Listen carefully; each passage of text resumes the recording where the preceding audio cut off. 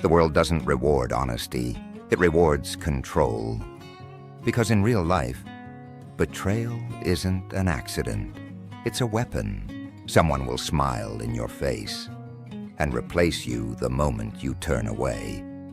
Someone less skilled will take your spot, not because they're better, but because they understood something you didn't. Power is not what you have. Power is what people believe you have. And Machiavelli, he didn't write The Prince as a book.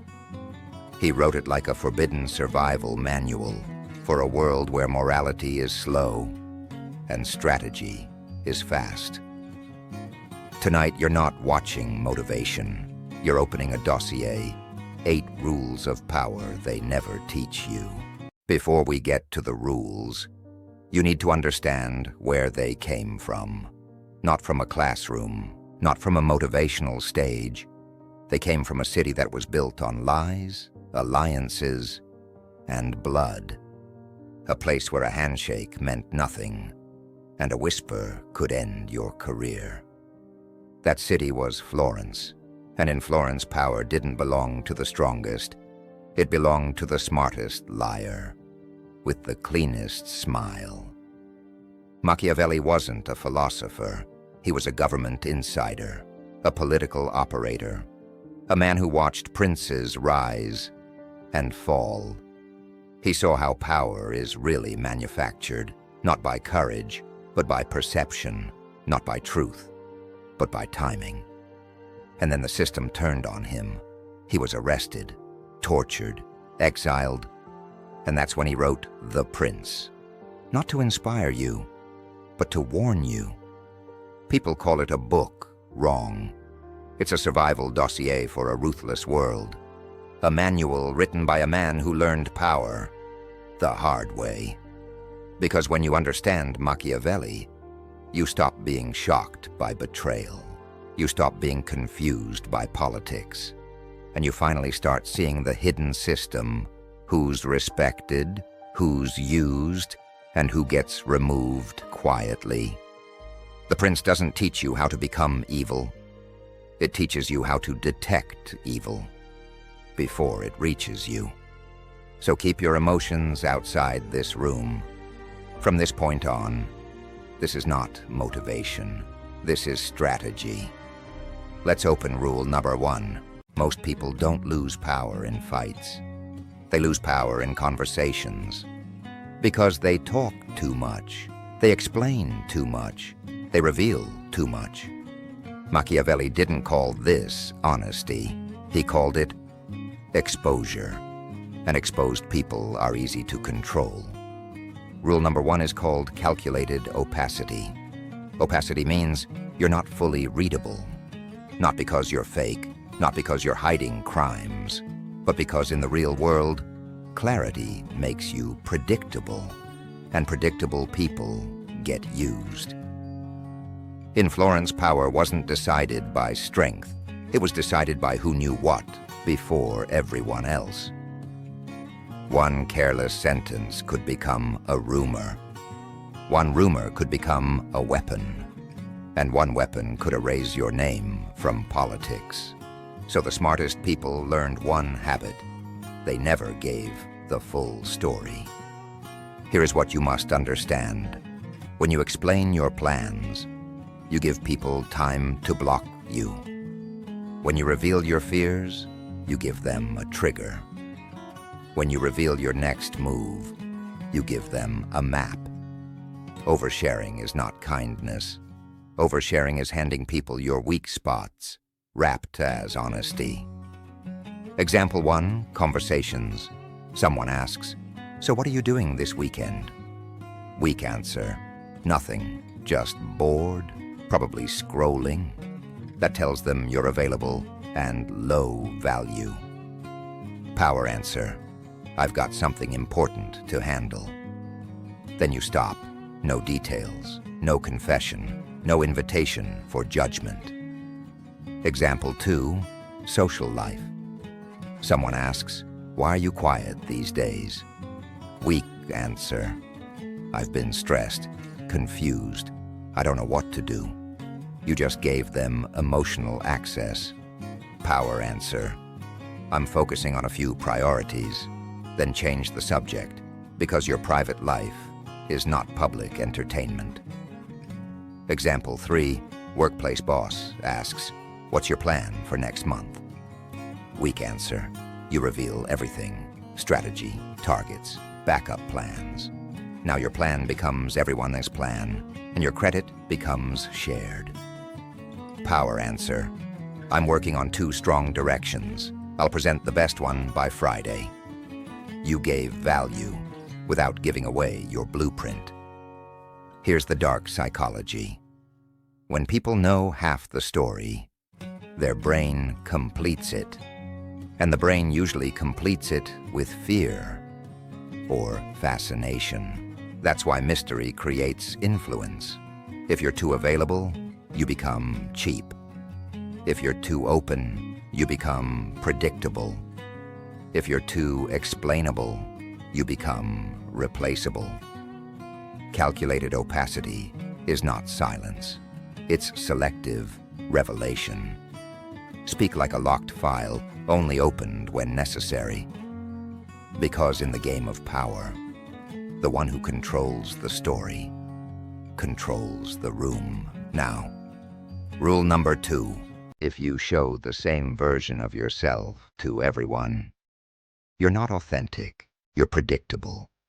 And predictable people get handled. Because in the real world, the moment people understand your pattern, they start using it.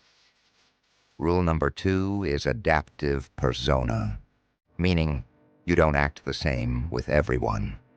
Not because you're fake, because you're strategic, because power isn't about having one face.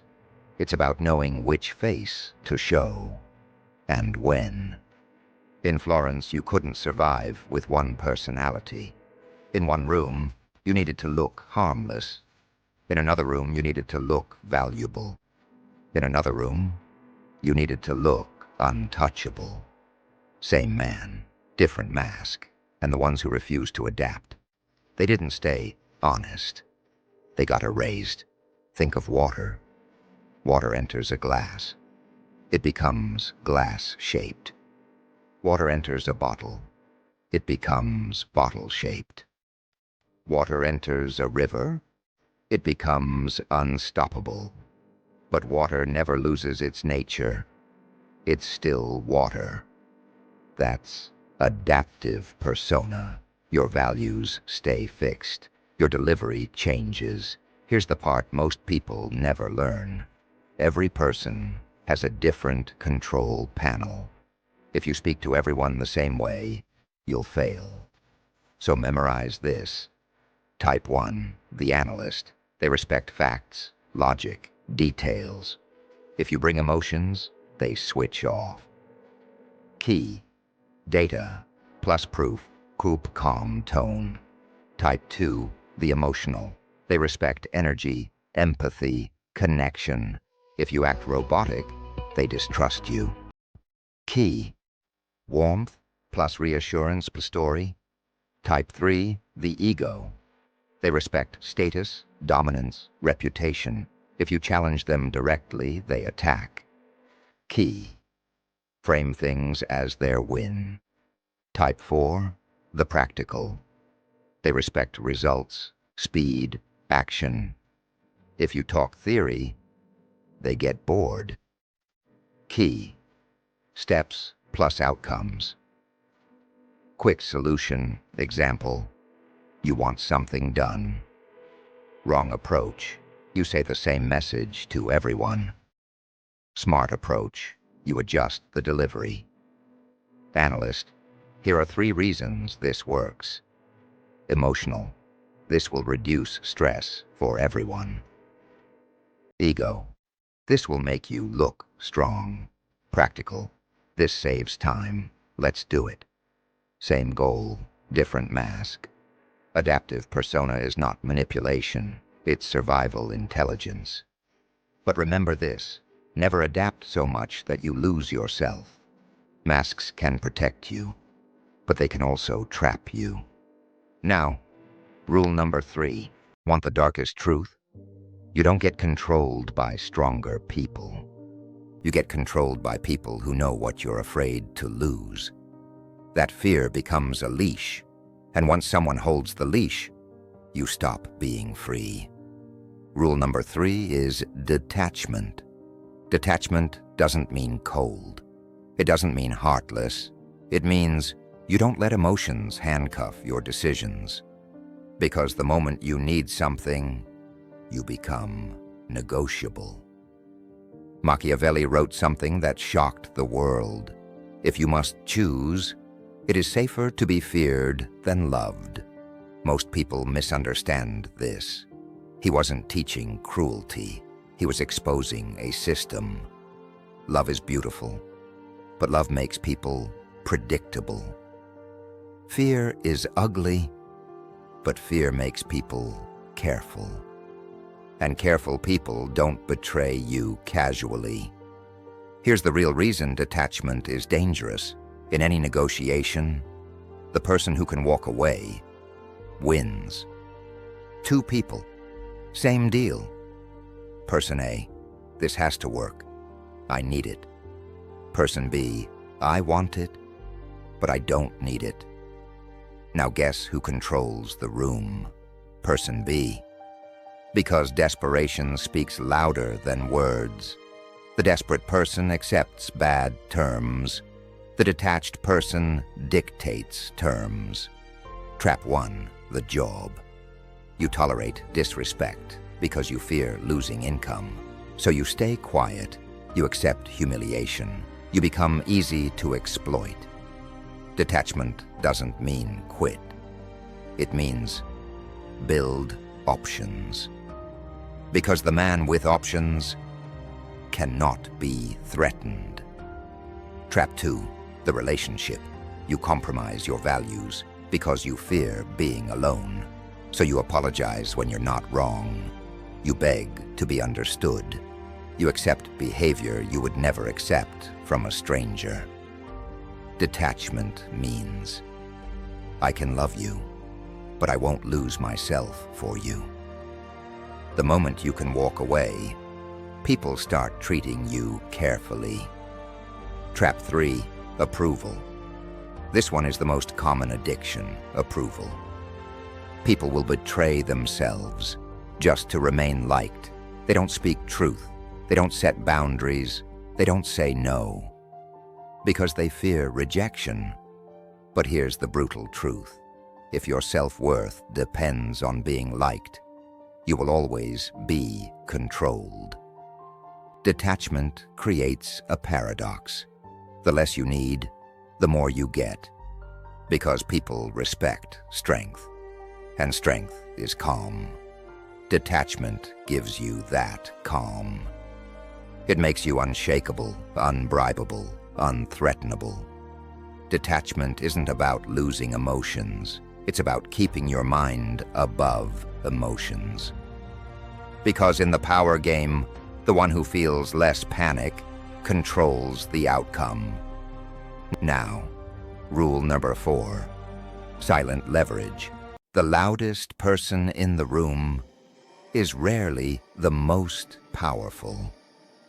Loud people threaten. Loud people explain. Loud people demand respect. And that's how you know they don't have it. Because real power doesn't shout. Real power waits. Real power waits. Rule number 4 is silent leverage. It means you don't fight for control. You position yourself so control comes to you. You don't apply pressure directly. You create a situation where pressure is already there. You create a situation where pressure is already there. In Florence, a prince didn't need to scream. He didn't even need to threaten. Because his silence already meant something. I heard. I'm watching. I'll decide later. And in politics, later is dangerous. Because when you don't know your punishment, you fear everything. That fear creates obedience. That forte is silent leverage. Here is the trick most people never learn. Silence isn't empty. Silence is a trap. Because people hate silence, it makes them uncomfortable. So they start talking, explaining, defending. Practical tactic. When someone asks you a loaded question, don't answer fast. Pause. Look at them like you're deciding whether they deserve the answer. Then reply slowly. That single pause upgrades your status instantly. And in that defense, they reveal truth. Because now, you control the tempo. Silent leverage is not passive, it's indirect pressure. You don't say, respect me. You become hard to replace. You don't say, give me power. You become the solution everyone needs. You don't say, don't cross me. You become the person who remembers everything. And that's the dark secret. When you become valuable and unpredictable, people start behaving carefully around you, without you asking them to. Most people rush. They want fast revenge, fast dominance, fast wins, and that impatience exposes them. But silent leverage works like a hunter. You don't chase the deer screaming, you stay quiet and let them walk into range. Because people always make mistakes. They overpromise, they lie, they get arrogant. And when arrogance rises, discipline wins. So instead of reacting emotionally, you watch, you collect patterns, you collect proof, you collect timing, then you strike once, clean. Silent leverage is power without drama. You don't announce your strength. You let people feel it. And the moment they feel it, they start adjusting their behavior. Now, the dossier gets darker. Rule number 5, psychological echo. Stop. If you've made it this far, you're not here for entertainment. You're here because you've seen something in the world that didn't make sense. You've seen this. The honest one gets ignored. The loud one gets attention. The loyal one gets used. And the one with the cold eyes gets everything. But here's what most people will never admit. The first 4 rules were defensive. The next 4 rules, they don't just protect you. They upgrade you into someone people cannot predict, and therefore cannot control. These next rules separate kings from servants, leaders from followers, hunters from prey. And listen carefully. If you use this knowledge like a clown, you will become the villain. But if you use it like a strategist, you become impossible to manipulate. So tighten your focus.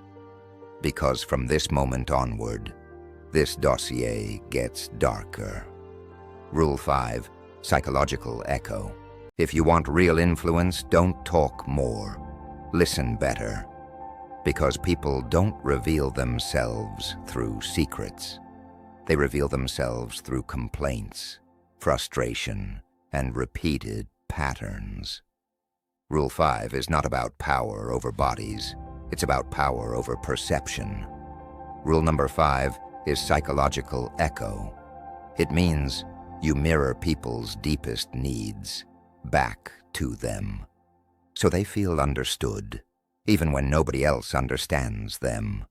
And when a human feels understood, they lower their guard. Most people think persuasion is speaking wrong. Persuasion is diagnosis. Every person you meet is carrying invisible things, unspoken fear, hidden hunger, ego wounds, unfinished anger. But they won't tell you directly. They leak it in small sentences, and smart people catch those leaks. Here's the framework. Every person is silently asking 3 questions. 1, do you see me? 2, do you understand me? 3, do you value me? If your words answer those 3, people become emotionally open to you. That's where influence begins. Most people listen to reply. You listen to extract data. Listen for emotion behind the words, need behind the complaint, fear behind the anger. When someone says, "I'm fine," don't listen to the sentence, listen to the tone. Because tone is the real confession. Someone says, "I hate my job." Weak listener replies, "Quit, find another job." That's amateur. Psychological echo replies, "It sounds like you're not being respected, or you feel stuck with no growth." Now they feel seen. And when they feel seen, they start trusting you. Someone says, "My partner never listens." Weak reply, "Communicate more." Echo reply, "It's not that they don't listen, it's that you don't feel valued." That hits deeper than advice, because it names the wound. In negotiations, people say, "This is my final offer." But behind that sentence is fear. Fear of losing face. Echo response, "I understand you need to look strong here. Let's make a deal that protects your position." Now, you didn't fight their ego, you disarmed it. Psychological echo is dangerous, because once you understand someone's needs, you can predict their decisions. And if you can predict decisions, you can control outcomes. Rule number 6 next. Ambiguous morality. Most people don't lose because they're weak. They lose because they're obsessed with looking good. They want to appear kind. They want to appear fair. They want to appear moral. And while they're protecting their image, someone else is protecting the outcome. Rule number 6 is ambiguous morality. It means power doesn't live in clean words. Power lives in messy situations where there is no perfect choice. So the smart person stops asking, "What makes me look like a good person?" and starts asking, "What creates the best outcome?" In Florence, rulers didn't survive by being pure. They survived by being effective. They understood a brutal reality. Being nice to one wrong person can destroy the whole system. So Machiavelli wasn't teaching evil. He was describing the real world. Sometimes mercy creates chaos. Sometimes harshness creates order. Let's bring this to modern reality. You're leading a team, and one person is toxic, lying to clients, blaming others, damaging trust, spreading poison, quietly. Now you have 2 options. Option A, look good. You give them another chance. You stay polite. You avoid conflict. Result, the honest team suffers. Clients suffer. Your credibility dies. Option B, do what works. You remove them. It looks harsh. It feels ugly. But it protects the many. This is what ambiguous morality is, not cruelty. Pragmatic protection. Here's the dark principle. Appearances can be faked. Outcomes cannot. A manipulator can look kind. A liar can look confident. A snake can look religious. So never judge by words. Judge by results. Who benefited? Who got harmed? Who gained control? Because in the gray zone, the one who understands consequences survives. Now listen carefully. Ambiguous morality is dangerous because weak people use it as an excuse to become selfish. So you need non-negotiable boundaries. Before you enter the gray zone, decide your red lines. What you will never do, what you will never tolerate, what price you will never pay for power. You can be strategic in the gray, but you cannot be lost in the dark. Ambiguous morality doesn't make you evil. It makes you realistic, yes. And realism is the first step to power. Rule number 7. Next, controlled exposure. In the old world, kings protected their castles. In the modern world, you must protect your information. Because information is not just data, it's power. And the easiest way to lose power is to expose yourself too early. Rule number 7 is controlled exposure. You don't reveal everything about yourself. Not because you're hiding, because once people know something about you, you can never take it back. Information revealed is permanent. Here's the psychology. The human brain hates incomplete stories. So when people know only part of you, they start imagining the rest. That imagination creates two things, curiosity and fear. And both are forms of influence. That's why mystery feels powerful. Now look around. People post their location, their emotions, their fights, their plans, their money, their relationships. They think they're being real. No, they're building a weapon against themselves. Because when someone knows what triggers you, what you love, what you fear, they can control your mood or destroy your reputation with one screenshot. Oversharing is giving strangers a remote control to your life. Controlled exposure is also a career weapon. Most people enter a new job and show everything fast. Skills, knowledge, talent, ideas. That feels impressive for 1 week. Then they become normal. Smart people do the opposite. They reveal value in layers. So your boss feels like, this person keeps surprising me. And surprise is power. Because predictable employees get managed. Surprising employees get promoted. Controlled exposure doesn't mean silence. It means timing. Reveal what helps you. Hide what weakens you. Because in the game of power, the person with the most control over their story wins. Rule number 8, that in outcome obsession. Most people don't fail because they lack talent. They fail because they're addicted to ego. They want to win arguments, win debates, win attention. But power doesn't reward arguments. Power rewards outcomes. Rule number 8 is outcome obsession. It means you don't ask, how do I prove I'm right? You ask, what result do I want? And what action gets me there? Because being right is cheap. Results are rare. Here's the brutal truth. Ego makes you emotional. Emotion makes you reactive. And reactive people are predictable. That's why weak people argue.